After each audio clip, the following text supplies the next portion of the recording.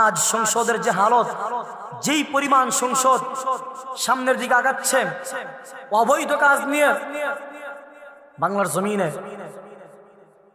একজন লিডার রয়েছেন ছাত্রনেতা হাসনাত আব্দুল্লাহ।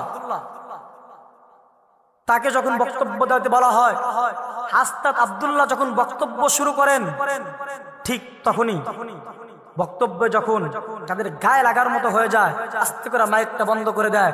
হয়তো দেখা যায় মিনিট সময় শেষ হয়ে গেছে বা 15-20 সেকেন্ড আগেই বন্ধ করে দিচ্ছে, কিন্তু অন্যদের বন্ধ করে দেয় না।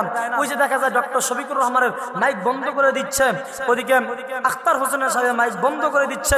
দেওয়ার কারণ কি? কারণ তাদের গায়ে লাগার মতো তারা কথা বলতেছে। ওরা কাউকে চেটে ভিজে কথা বলে না, ওরা কাউকে চেটে কথা বলে না।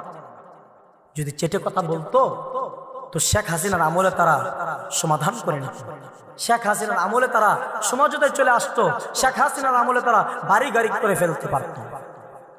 সংসদ, আমি বলতে চাই, যারা বাংলার জমিনে জুলাইকে টার্গেট করে বাতিল করার চেষ্টা করতেছেন, জুলাই সনদকে যারা বাস্তবায়ন করার জন্য চেষ্টার পরিবর্তে জুলাই সনদকে কিভাবে বাতিল করা যায় সেটাকে নিয়ে যারা বর্তমান সময়ের মধ্যে পায়তারা করতেছেন আর নিজেদেরকে বলতেছেন আমরা জুলাই যোদ্ধা, আমরা নিজেরা যুদ্ধ করেছি, যেই বিএনপির নেতা কর্মীরা, যেই সমস্ত কর্মীগণ 17 বৎসর পর্যন্ত বাড়ির ভিতরে থাকতে পারে না, টিকতে পারে না, রাস্তা ঘাটে খেতে খামারে শুয়ে ঘুমাইছেন, আমি আজ বলতে চাই, ওই সমস্ত নেতাগণদেরকে বলতে চাই, চোখে আঙ্গুল দিয়ে কথা বলতে চাই, আজকে তোমরা গাদ্দারি করতেছো কেন?